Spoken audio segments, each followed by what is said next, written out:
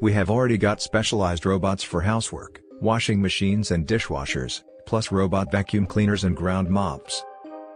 In development, there's a laundry folding robotic referred to as Foldimate, which sucks to your garments and spits them out in a neat pile, an automatic ironing device referred to as Effie, and robot cooks from Samsung and Molly Robotics.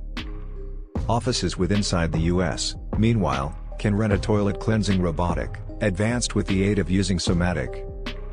Sadly, combining all of those robots into one is simply now no longer viable with today's technology.